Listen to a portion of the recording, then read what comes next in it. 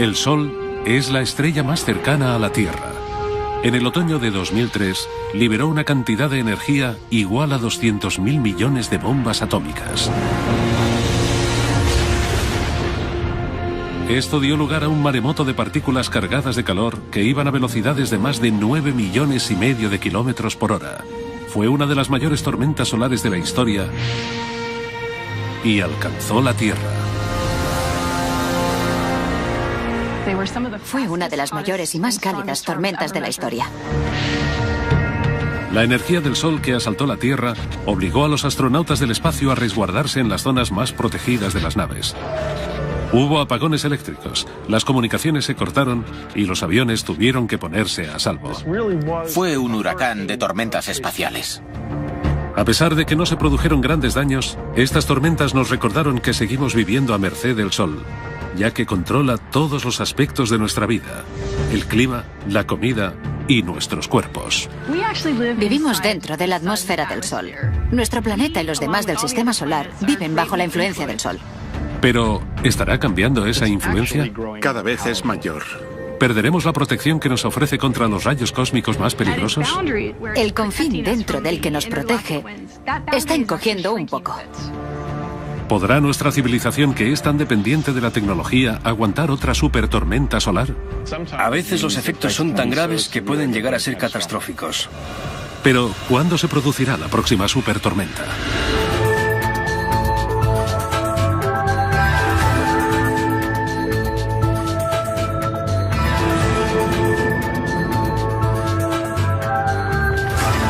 El Sol. 3, 2, 1. Liberación. Se ha dado inicio a la misión IBEX. Durante el otoño de 2008, Ignición. la NASA lanzó el IBEX, el explorador de la frontera interestelar. Parte de su misión es estudiar el efecto que tiene el Sol en los lugares más lejanos de nuestro sistema solar. IBEX es un intento más por descubrir el impacto de las estrellas en nuestro sistema solar, en nuestro planeta y en nuestra vida. El Sol. El Sol nos proporciona luz y calor. Si no fuera por él, no estaríamos vivos. A los humanos nos interesa lo que pasa a nuestro alrededor. Nos gusta entender nuestro barrio. Y en el universo, el Sol es nuestra calle, nuestro barrio. El Sol. Nos afectan sus estados de ánimo. Es el padre de todos los demás planetas, ya que estos se ven afectados por su estado de ánimo. Tenemos que saber cómo evolucionará y cómo sus constantes cambios nos afectarán en la Tierra. El Sol. Si queremos entender el universo y las estrellas que forman dicho universo, es importante estudiar la que tenemos más cerca. Hemos aprendido más del Sol en los últimos 40 o 50 años que en toda la historia. Esta edad de oro de la investigación se originó con una misión única que nos ofreció imágenes cercanas del Sol desde la atmósfera terrestre. Skylab, la zona estará despejada durante 8 minutos. En 1973, Skylab fue la primera estación espacial con humanos y consiguió las mejores imágenes del Sol tomadas desde la Tierra. La misión Skylab fue uno de los primeros laboratorios dedicados solo a la investigación y el estudio del Sol. Se podría considerar el abuelo de las misiones de hoy en día. En la actualidad, una flota de 20 sondas espaciales escanean y estudian el Sol de formas que hace 30 años eran inimaginables. Al estudiarlo desde el mismo espacio, podemos verlo de manera diferente y con distintas longitudes de onda, desde los rayos X a la radiación ultravioleta extrema. Además, podemos analizar sus capas y entender cómo y por qué el Sol actúa tal y como lo hace. Las diferentes longitudes de onda significan diferentes temperaturas y hay estructuras que son más visibles con unas longitudes de onda que con otras. Los científicos también han podido observar el interior del Sol mediante una técnica denominada heliosismología, que utiliza las propias vibraciones del astro para estudiar su actividad interna. El Sol no es un cuerpo sólido, es una bola de gas gigante. Así que oscila, vibra, y si medimos sus frecuencias de oscilación,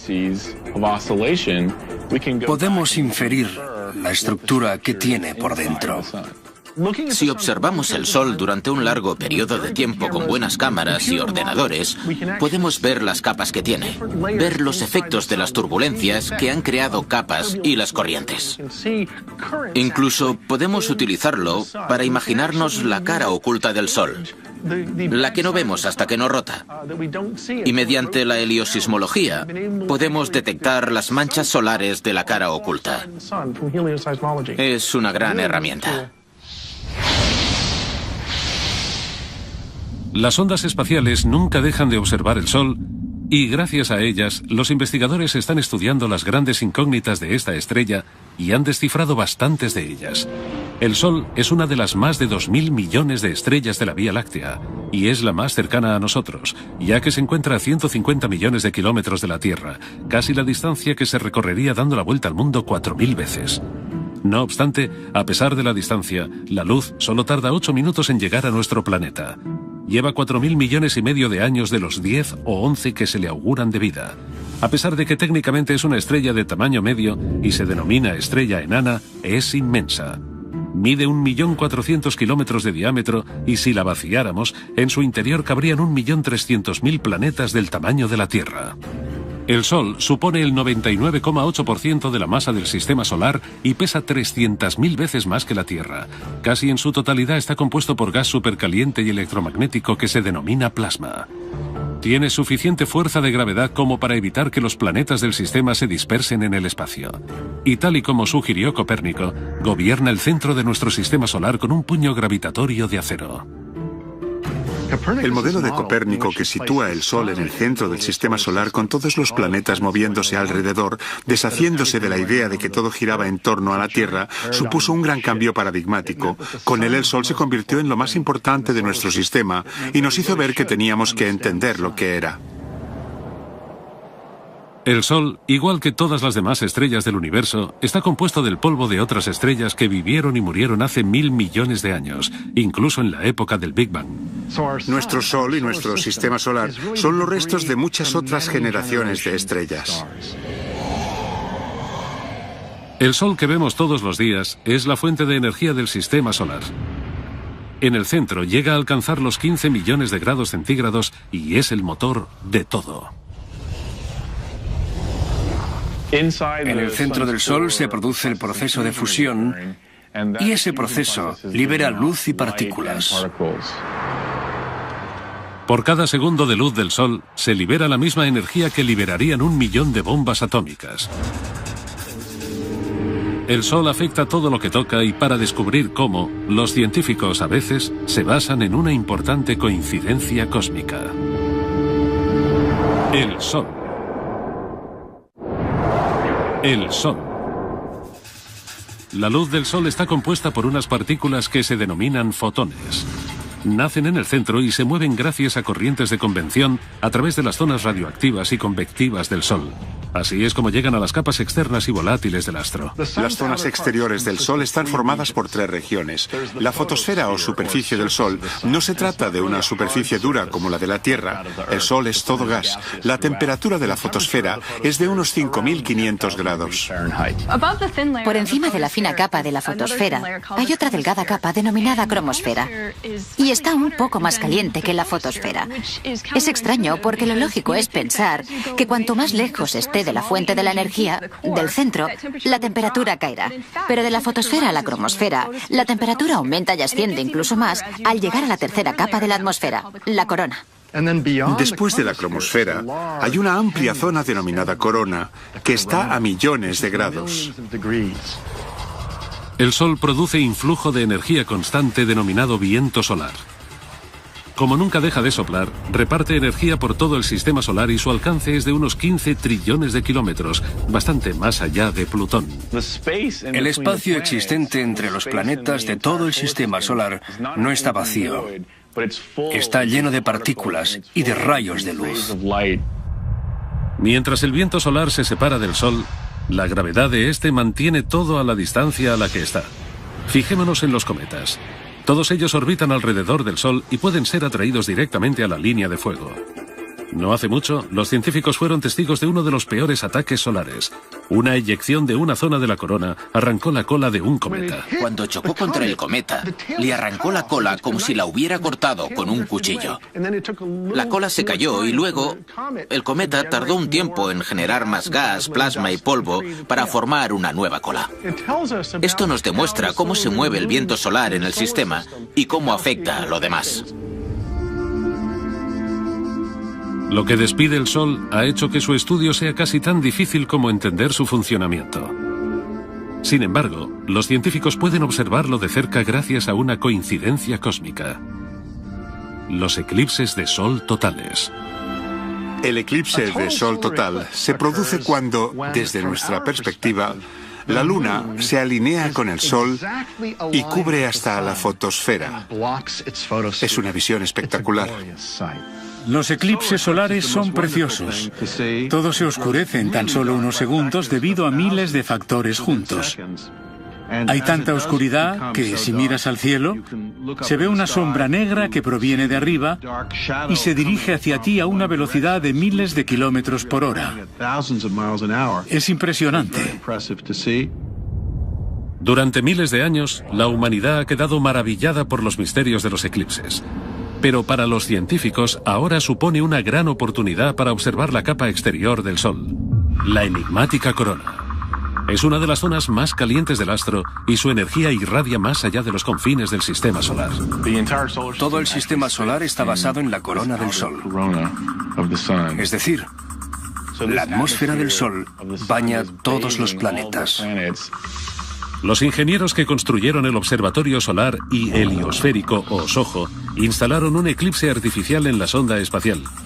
Se denomina coronógrafo y es igual que un eclipse natural, ya que impide que pasen los rayos del Sol para que los científicos puedan intentar responder esta ancestral pregunta. ¿Cómo es posible que la corona solar esté tan caliente? La superficie normal del Sol, la fotosfera, está a unos 5.500 grados centígrados y en cambio la corona está a millones de grados. Si te alejas de una estufa sabes que hará más frío, pero si te alejas de la superficie del Sol hace más calor. ¿A qué se debe eso? Todo tiene origen en el centro del Sol, donde cada segundo casi 700 millones de toneladas del elemento que más hay en el universo, el hidrógeno, se convierten en helio a través de la fusión nuclear y producen una energía que se convierte a su vez en fotones o, lo que es lo mismo, luz. El centro del Sol está muy caliente, a varias decenas de millones de grados. Allí la temperatura es tan alta que los protones, los núcleos del hidrógeno, se acoplan, se unen unos a otros, se fusionan y forman helio. Y así se libera energía. Lo que sucede es que los fotones pasan por un proceso, lo que denominamos camino aleatorio, y tienen que atravesar la capa del Sol. Son absorbidos y reabsorbidos millones de veces en diferentes fotones a niveles de energía bajos. Este proceso de absorción y reabsorción puede durar unos 150.000 años.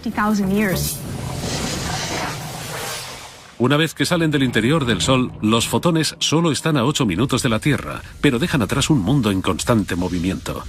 La superficie solar está en ebullición. La energía fluye desde abajo. Espirales de plasma y energía denominadas bucles coronarios recorren el Sol. Mientras las zonas más oscuras o manchas solares ocupan cientos de kilómetros. A tan solo 4.000 grados, dichas manchas son las regiones más frías del Sol y emiten menos luz que las zonas que tienen alrededor. Si cogieras una mancha solar y la colocases en el cielo lejos del Sol, sería tan brillante como la luna llena. Las manchas solares aparecen en la superficie y son fáciles de detectar, aunque su origen proviene del interior del Sol y de su compleja rotación. El Sol no rota como un cuerpo sólido. De hecho, rota más rápido por la zona del ecuador que por los polos, y esto da lugar a las manchas solares. El ecuador completa una rotación en 25 días. Las latitudes medias la completan en 30 días, y las zonas de los polos en unos 35 días. Este proceso se denomina rotación diferencial y hace que el interior del Sol se mueva a velocidades diferentes, creando así un intenso magnetismo, es decir, millones de líneas de campo magnético que se entremezclan mientras el interior del astro se retuerce como una goma elástica. Esto crea presión y hace que floten. Así que llegan hasta la superficie y la atraviesan dando lugar a las manchas solares. Una vez en la superficie, las líneas de campo magnético ya inservibles impiden el paso del plasma caliente que proviene del interior y aparecen así las manchas solares. Y cuando esas manchas empiezan a retorcerse, imaginemos que hay una mancha aquí y otra aquí, y hay un campo magnético que conecta a las dos. Ese campo magnético se retuerce y hace lo que haría una goma elástica, sale disparado. Cuando sale disparado libera energía, y en el caso del Sol y de las erupciones solares, se trata de grandes cantidades de energía. Las líneas de campo magnético que vienen dadas por los movimientos de las manchas solares, a pesar de ser invisibles, se pueden observar en las dramáticas formaciones de la superficie solar, ya que producen erupciones y prominencias. Aquí es donde se origina la influencia del Sol, ya que la ruptura de estas líneas de campo magnético libera grandes cantidades de energía al sistema solar desde la estrella más cercana a nosotros. Y estas líneas de campo magnético son las que se esconden detrás de la mayoría de las teorías sobre por qué la corona tiene temperaturas más altas que la superficie. Está claro que tiene algo que ver con las líneas de campo magnético que calientan la corona. Pero es posible que haya ondas en los campos magnéticos que transporten la energía de debajo de la superficie solar hasta la corona. La sonda espacial Hinoda, que significa amanecer en japonés, se lanzó en 2006 y su misión es estudiar la interacción entre las líneas de campo magnético y la corona. Recientemente ha recogido imágenes de una de las ondas que podría ser responsable del calentamiento de esta enigmática región, las ondas de Alfvén. Las ondas de Alfvén se producen en el plasma, el gas ionizado amenazado por un campo magnético. Además, se cree que estas ondas de Alfvén podrían transportar energía turbulenta desde el interior del Sol hasta la corona, y que dicha energía podría calentarla. Las energéticas ondas de Alfvén que provienen del interior del Sol podrían llegar a la superficie y provocar la vibración de las líneas de campo magnético. Gracias a la vibración y la oscilación, se friccionan con el plasma magnetizado que rodea la corona, y a través de la fricción se produce el calentamiento. Este calor que libera la corona es lo que calienta el espacio y llena el sistema solar de energía.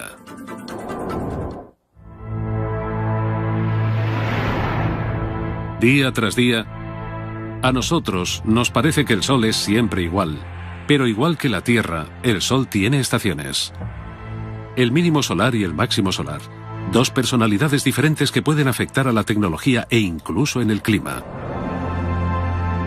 El periodo de transición entre los mínimos solares se denomina ciclo solar y se trata de un periodo medio de 11 años en el que la actividad solar llega a sus máximos y luego vuelve a empezar. La principal medida del ciclo de la actividad solar es el número de manchas solares que se ven en su superficie. Durante el mínimo solar, el periodo de menor aparición de manchas, la actividad solar es limitada. Cuando las manchas solares llegan a la superficie durante el máximo solar, la energía del Sol llega a más distancia. Cuando hay muchas manchas solares, hay muchas erupciones y eyecciones de masa coronal. El aumento de la actividad solar mejora la conexión entre el Sol y la Tierra. La energía que desprende el Sol puede provocar alteraciones en el entorno de la Tierra. La Tierra está rodeada por la atmósfera solar y lo que pasa en el Sol afecta a la Tierra. Así que eso es lo que llamamos clima espacial. Ahora se pretende realizar partes meteorológicos precisos del clima espacial, pero puede ser una tarea bastante complicada. El Sol es turbulento, sobre todo durante el máximo, cuando se produce el mayor número de tormentas solares. Durante el máximo solar, el campo magnético de la corona se complica mucho y hay campos magnéticos por todas partes, incluso cerca de los polos. Puede haber eyecciones de masa coronal, erupciones y tormentas solares varias veces al día. Las erupciones solares y las eyecciones de energía cercanas a las manchas solares recaen en el espacio. Como un rayo rápido y poderoso, pueden aparecer en cuestión de minutos y pueden liberar la misma cantidad de energía que 1.000 millones de megatoneladas de dinamita. Las erupciones solares liberan gigantescas cantidades de energía solar desde pequeñas zonas localizadas de la superficie de nuestro astro. Así que son eyecciones muy concentradas de energía que calientan el gas que tienen alrededor en unos 10 millones de grados. Las erupciones solares son como latigazos. Liberan mucha energía muy rápido y aceleran las partículas casi a la velocidad de la luz. Las partículas de las erupciones solares más potentes pueden llegarnos en unos 15 minutos. Pero el huracán solar del espacio aparece con las eyecciones de masa coronal. Estas gigantescas explosiones liberan 1.000 millones de toneladas de gas supercaliente y plasma al espacio interestelar. Las eyecciones de masa coronal se producen cuando la superficie solar despide una inmensa cantidad de masa y energía. Tenemos que imaginar esta inmensa cantidad de masa y energía viajando desde el Sol a gran velocidad, a veces a más de 1.600.000 kilómetros por hora.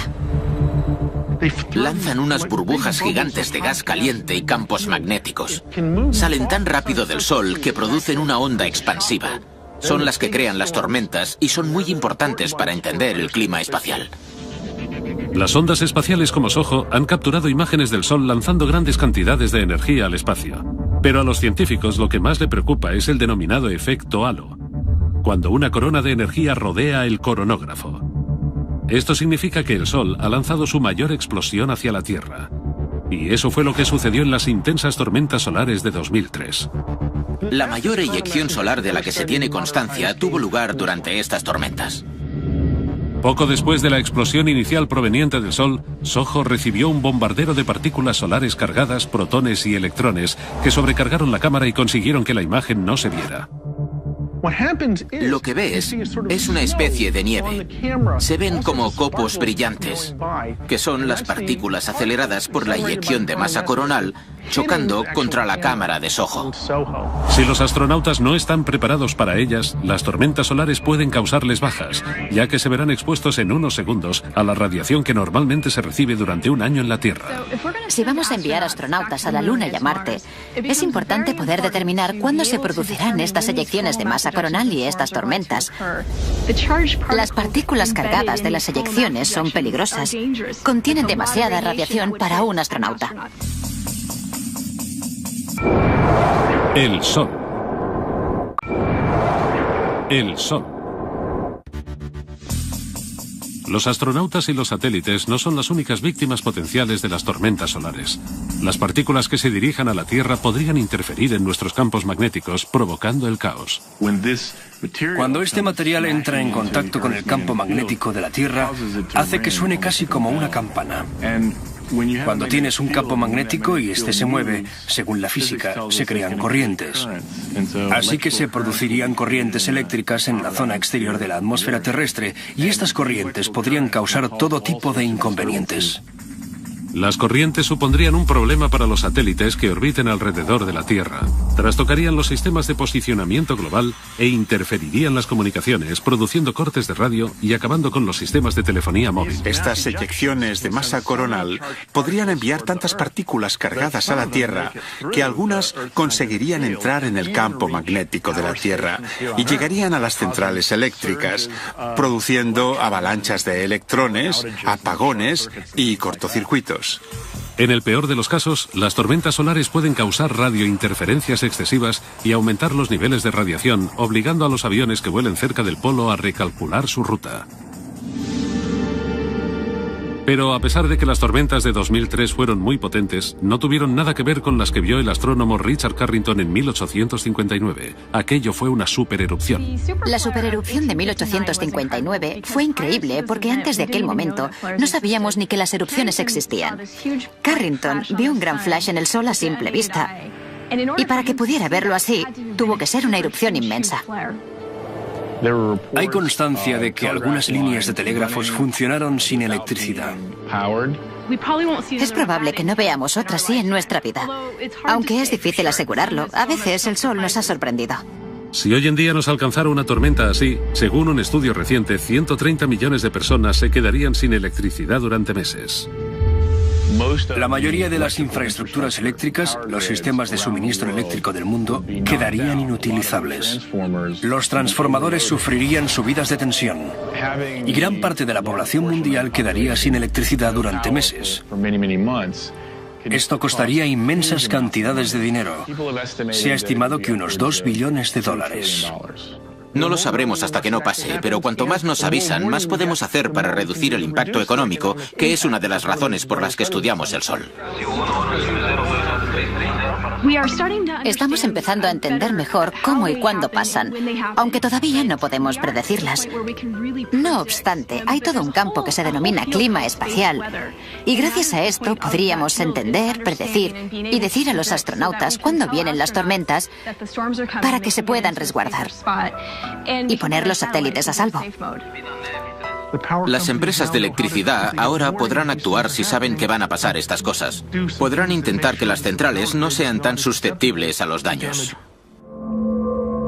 Los científicos, desde que se lanzó la misión Estéreo, el Observatorio de Relaciones Solar Terrestres, están más cerca de poder predecir las tormentas. Este par de sondas les permiten ver el Sol en 3 dimensiones. Ahora, cuando una de estas eyecciones de masa coronal se dirige hacia nosotros, vemos todo desde los laterales, así que sabemos la velocidad a la que van, cómo evolucionan y su estructura. En 2011, las sondas Estéreo llegarán al punto ideal. Se quedarán los 2 lados del Sol y permitirán a la NASA tener unas vistas de 360 grados. Así podrán ver lo que viene de la cara opuesta del Sol antes de que impacte en la Tierra. Por primera vez, podremos ver el Sol por todas partes. Y esto nos permitirá ver todo lo que pasa en el Sol a la vez. Así podremos predecir este tipo de tormentas. El máximo solar es duro porque aumenta la temperatura del clima espacial. No obstante, durante el otro periodo del ciclo solar, la época de calma o mínimo solar, también tiene sus propios peligros. Cuando se reduce el número de manchas solares, el clima de la Tierra es más frío. 2008 vio el nivel más bajo de manchas solares desde hacía un siglo. Hubo 266 días sin manchas solares. En 2008 alcanzamos el mínimo de manchas solares, pero ahora deberían estar aumentando y no es así. Es decir, esto puede significar que este periodo de pocas manchas solares será más prolongado. Según los científicos, los anteriores periodos en los que se han alcanzado mínimos de manchas solares han hecho descender la temperatura de la Tierra. De vez en cuando, el ciclo de la actividad de las manchas solares parece desaparecer o atenuarse. Esto ya sucedió entre 1650 y 1700. Solo tenemos constancia de unas 50 manchas, cuando normalmente en el mismo periodo de tiempo había decenas de miles. Así que en ese periodo disminuyeron muchísimo las manchas solares. Se denominó periodo de Maunder. El Sol estaba muy tranquilo y eso vino acompañado de temperaturas más bajas de lo normal en la Tierra. En Europa se produjo una mini edad de hielo durante esas décadas. Gracias a la atmósfera del Sol que la envuelve, la Tierra está a salvo de los mortales rayos cósmicos. Y a pesar de que el poder del Sol nos protege, también puede dañarnos. La vida en la Tierra es posible tan cerca del Sol gracias en parte a la capa de ozono. Pero, ¿qué pasaría si nos quedáramos sin ella? Si la Tierra perdiese gran parte de la capa de ozono, la radiación ultravioleta del Sol penetraría a través de la atmósfera y llegaría a la superficie de la Tierra. Las enormes cantidades de rayos ultravioletas de los rayos del Sol eliminarían rápidamente los elementos más básicos de la cadena alimenticia. Nos quedaríamos sin plantas y luego sin animales. Si nos llegasen grandes cantidades de luz ultravioleta, la vida en la Tierra desaparecería. ¿Y qué podría conseguir que la capa de ozono desapareciera? Algo de lo que supuestamente nos protege el Sol, de los brotes de rayos gamma. Los brotes de rayos gamma son intensos y rápidos flashes de la radiación más potente que se conoce, los rayos gamma. Los fenómenos más potentes del universo liberan en segundos la misma cantidad de energía que emitirá el Sol en toda su vida. Y ocurren cuando mueren estrellas gigantes o cuando colisionan. Se pueden originar gracias a cualquier proceso extremo, como puede ser el choque de una estrella gigante contra un agujero negro. Se producen en algún lugar del cielo, se da uno al día y vienen de muy, muy lejos. La mayoría están a miles de millones de años luz de distancia. Pero solo a 8000 años luz, en la constelación de Sagitario, con un movimiento en espiral aguarda una bomba potencial. WR-104. Son dos estrellas bailando una danza cósmica. Completan su rotación una vez cada 8 meses y una de ellas está a punto de convertirse en supernova y emitir un brote de rayos gamma. Una de estas dos estrellas podría dar lugar a un brote de rayos gamma en cualquier momento, y sus rayos podrían llegar a la Tierra. Si los rayos cargados de energía del brote de rayos gamma se dirigieran directamente a la Tierra, podrían suponer un grave peligro. La radiación del brote de rayos gamma sería muy intensa, aunque corta, porque duraría entre 10 y 20 segundos. Pero desencadenaría una serie de fenómenos que acabarían con el 50% o más de la capa de ozono. Los científicos han especulado con que un brote de rayos gamma fue la causante de la extinción de vida en la Tierra hace millones de años. En aquella época solo existía vida en el mar, y a pesar de que la vida marina se daba en las profundidades del océano y no se vio afectada directamente por la radiación ultravioleta, el plancton y la vida cercana a la superficie murió, y eso afectó a la cadena alimenticia. La amenaza es aún mayor debido a algo que los científicos han observado durante las últimas décadas: una disminución del 20% en la potencia de los vientos solares. El viento solar es la emisión constante de partículas provenientes del Sol. Liberan en el espacio los campos magnéticos que hay en la corona solar. Existe incluso cuando no hay eyecciones de masa coronal ni erupciones solares. El viento solar continúa soplando más allá de Plutón y forma una especie de burbuja en el espacio interestelar. Es una burbuja protectora, porque los campos magnéticos nos protegen de las partículas cargadas que vienen de fuera. Normalmente los vientos solares soplan en todas direcciones a velocidades de 1.600.000 kilómetros por hora. Y así reparten el invisible campo magnético del Sol y además forman una barrera contra intrusiones intergalácticas para el sistema solar, la heliosfera. La heliosfera es la frontera donde los vientos solares chocan con el espacio interestelar. Así que es la capa que cubre todo lo que rodea al Sol y al sistema solar. Protege al planeta Tierra de los vientos interestelares. Recientemente los científicos han descubierto que la heliosfera está encogiendo y debilitándose. Se sabe que la presión del viento solar ha disminuido en los últimos 25 años. De hecho, la heliosfera, la zona donde la presión del viento solar se termina, ha encogido. Una heliosfera más débil aumenta las posibilidades de que la Tierra se vea expuesta al peligro y a los ataques de materiales cósmicos intergalácticos.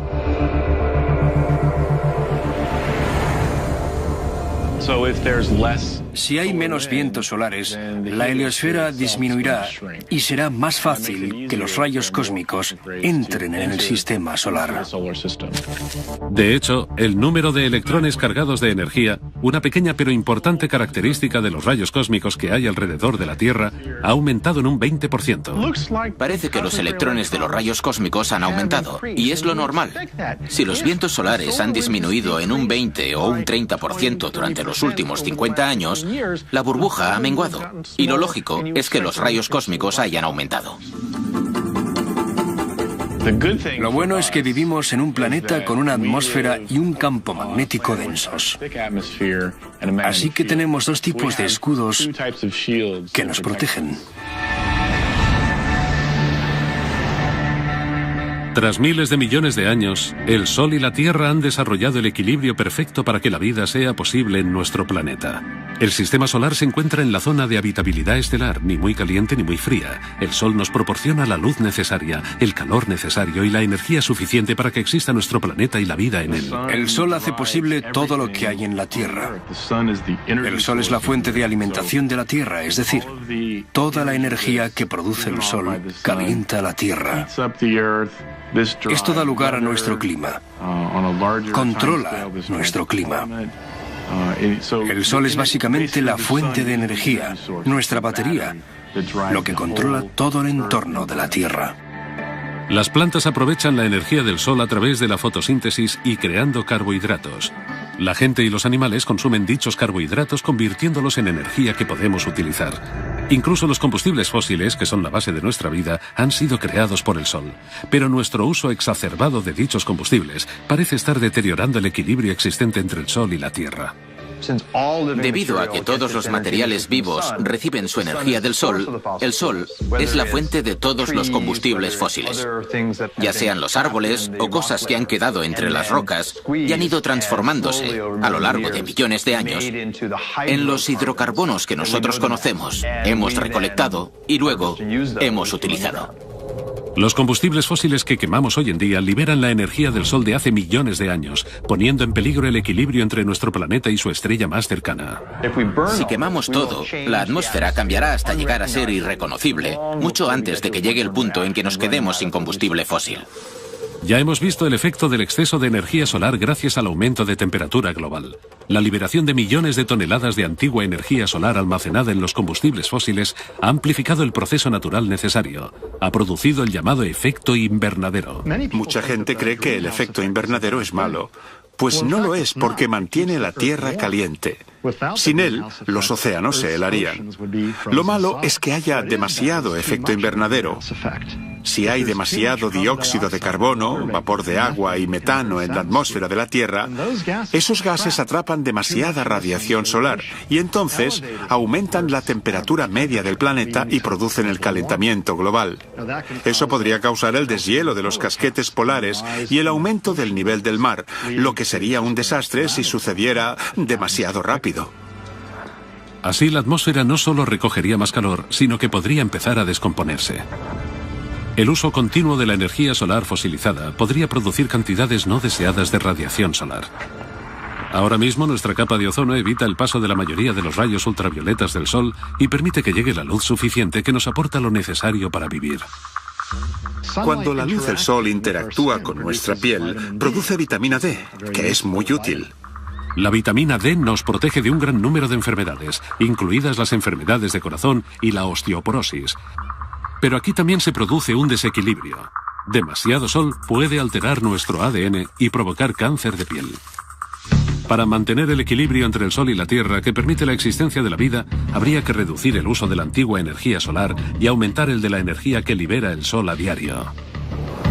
En definitiva, el Sol libera 86 miles de millones de megavatios de energía. Es decir, nuestro astro libera en 15 minutos toda la energía que se consume en la Tierra durante un año.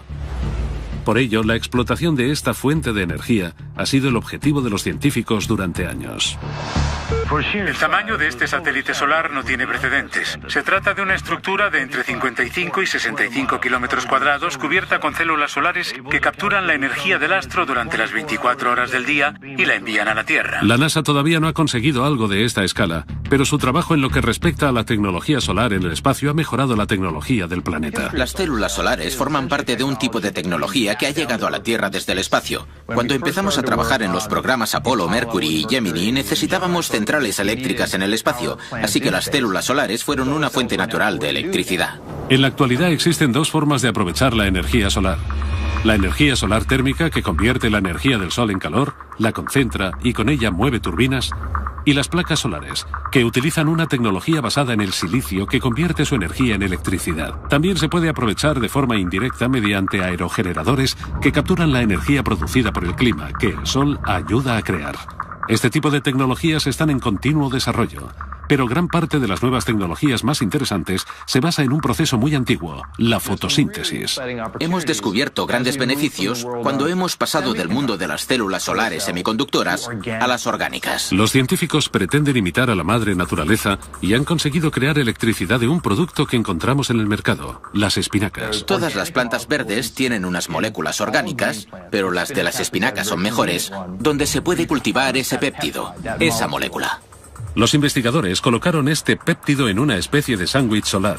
Lo colocaron entre dos materiales conductores. Y cuando se expone a la luz del Sol, los electrones circulan y se produce corriente, electricidad.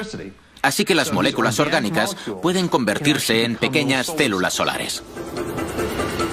Para mantener el equilibrio entre la Tierra y nuestra estrella más cercana, es obvio que tenemos que centrarnos en buscar la forma de vivir con la energía que nos aporta el Sol hoy en día. En definitiva, mientras el Sol brille, tendremos energía solar. Pero, ¿qué pasaría si nos aportase demasiada energía? El Sol. El Sol.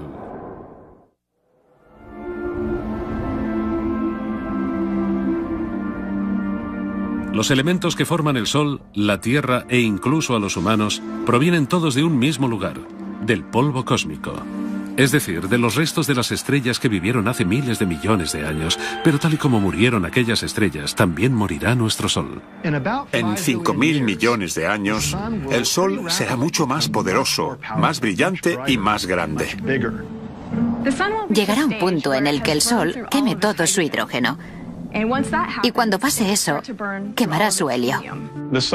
En un momento dado, el Sol se expandirá y se convertirá en una gigante roja. Cuando se expanda, será más grande e invadirá el sistema solar. La órbita de los planetas también se expandirá, porque no será tan grande. Durante esa fase, las inestabilidades, que yo denomino eructos cósmicos, harán que la capa externa del Sol se eyecte con suavidad. Las capas exteriores de la gigante roja se irán desprendiendo tranquilamente. Las capas internas ionizarán la nube de gas que rodea al astro y harán que brille. Así que nuestro Sol estará rodeado por nubes de gas brillantes. Formarán lo que se denomina la nebulosa planetaria, que tiene formas preciosas. Algunas son redondas, pero otras se desfiguran y tienen otras formas. Es decir, no son simétricas. Lo que quedará será el centro contraído del Sol, y no producirá energía nueva a través de las reacciones nucleares, porque ya no habrá. Así que seguirá contrayéndose y apagándose con el tiempo. Es muy similar al proceso mediante el que se crean las supernovas, pero el Sol no es lo suficientemente grande, no tiene el tamaño necesario para formar una supernova. Así que en su fase final se transformará en lo que llamamos una enana blanca. Lo que quedará será una enana blanca, que es una estrella relativamente pequeña. Será una estrella jubilada, feliz y tranquila. Será del tamaño de la Tierra. No será más pequeña y se formará una roca muy bien comprimida. Liberará su energía y será cada vez más fría y débil hasta que acabe desapareciendo de nuestra vista. La muerte del Sol tendrá un efecto devastador en el sistema solar. Si la gran expansión no se traga a los planetas más cercanos, entre los que se encuentra la Tierra, es muy posible que cambien su órbita y se sobrecalienten. La superficie de la Tierra quedará carbonizada. Seguramente la Tierra se asará sea como sea. Hay que imaginar un Sol 1.000 o 2.000 veces más brillante que ahora. Así que la Tierra se calentará mucho y no será un lugar agradable para la vida. Es posible que se sobrecaliente antes de que muera el Sol, porque el Sol se calentará antes de convertirse en gigante roja y hacerse más grande que la órbita de la Tierra. Se calentará en algún momento y en la Tierra hará tanto calor que el agua hervirá. Los mares se evaporarán y la vida, tal y como la conocemos, dejará de existir. Si quedase cualquier cosa en la Tierra, el Sol se encogería hasta convertirse en una enana blanca y entonces la Tierra se congelaría en vez de calentarse. No será un sitio apto para la vida. Pero eso no sucederá hasta dentro de miles y miles de millones de años. Solo hace unos 50 años que tenemos cohetes y satélites en el espacio, y hablamos de miles de millones de años. Así que como mínimo, habremos viajado por el sistema solar y habremos visto sitios donde la temperatura sea como la de la Tierra ahora, o incluso habremos llegado a sitios que estén más allá del sistema solar. Con lo cual yo no me preocuparía con lo que le va a pasar al Sol en 5.000 millones de años. El Sol nos dio la vida y es posible que nos la quite. A pesar de que la Tierra morirá, de alguna forma lo que hay en ella podrá seguir viviendo.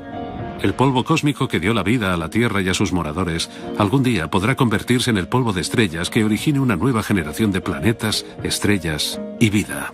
En el fondo somos polvo de estrella.